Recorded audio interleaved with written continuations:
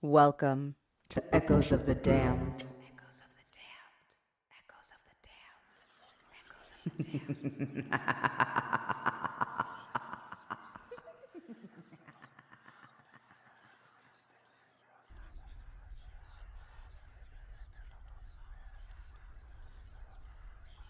damned. Welcome, dear listeners, to another chilling episode of Echoes of the Damned.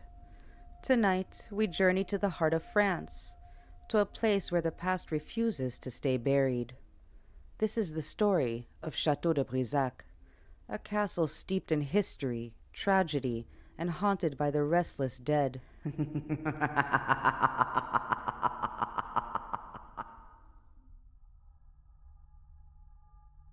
Château de Brissac stands tall and imposing in the scenic Loire Valley, its 7 stories looming like a watchful guardian over the centuries.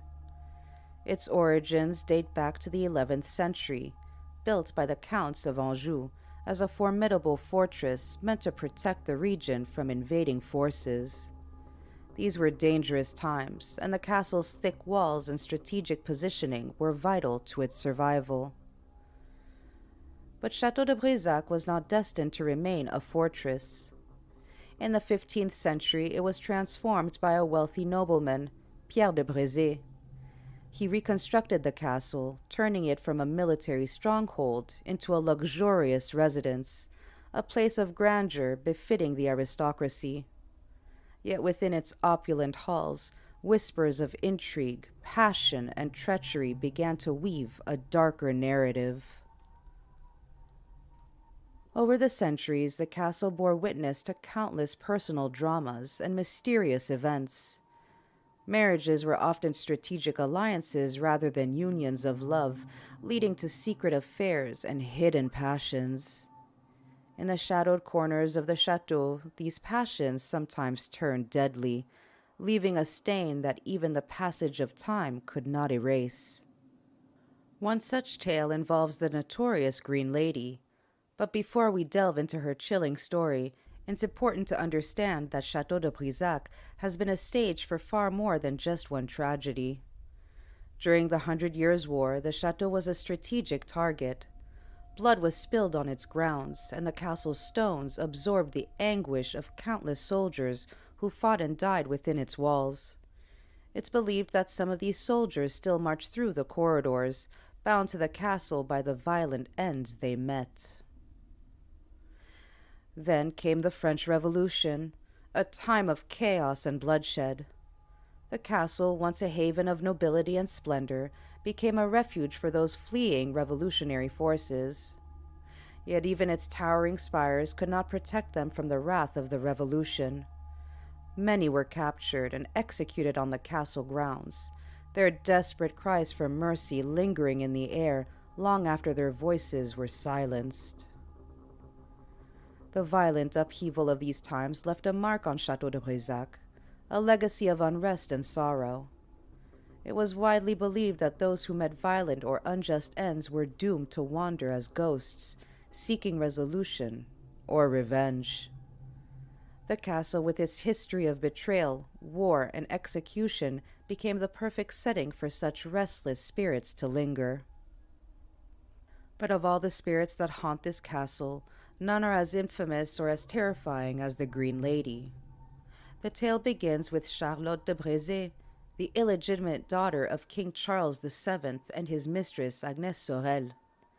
Married off to Jacques de Brézé, Charlotte entered a union devoid of love, marked instead by distance and indifference. Jacques was a man consumed by his love for the hunt, a pursuit that left little room for his wife's affections. Lonely and yearning for passion, Charlotte found comfort in the arms of another man. But as is often the case with such forbidden affairs, the truth eventually came to light. On the night of May the 31st, 1477, Jacques returned from a hunt and was informed by a servant of his wife's infidelity. Consumed by rage, he stormed through the chateau, eventually finding the lovers together in an act of betrayal that would seal their fates. What happened next is a tale of blood and horror. In a fit of uncontrollable fury, Jacques slaughtered both Charlotte and her lover, their screams echoing through the castle halls. It is said that the violence of their deaths imprinted itself on the very fabric of the chateau, forever binding Charlotte's spirit to the castle. Since that fateful night, Château de Brissac has walked the halls of the chateau as the Green Lady. Dressed in a flowing green gown, she is often seen in the tower room of the chapel, her presence accompanied by an overwhelming sense of sorrow and loss.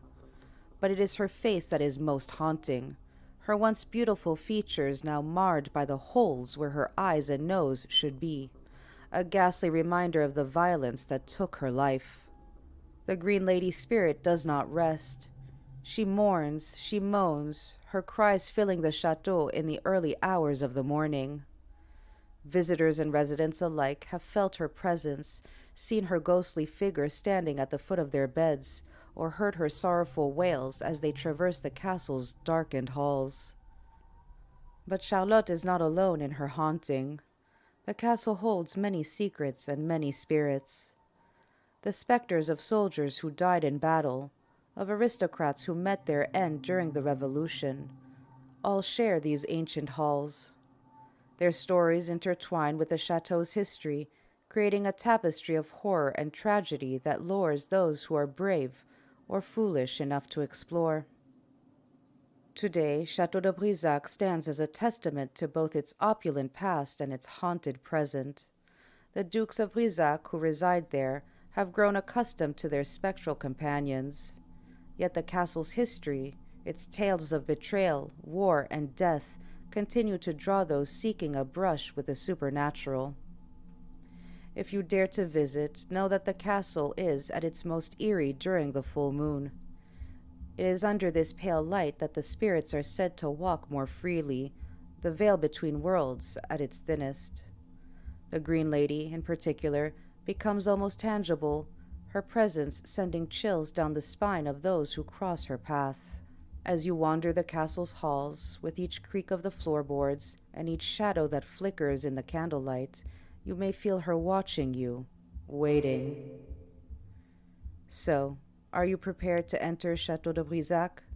To walk where history and horror collide, where the living share their space with the lingering dead?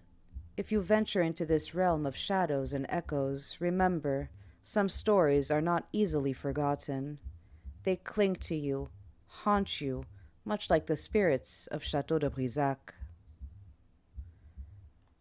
Until next time, dear listeners, may the shadows spare your dreams, if they can.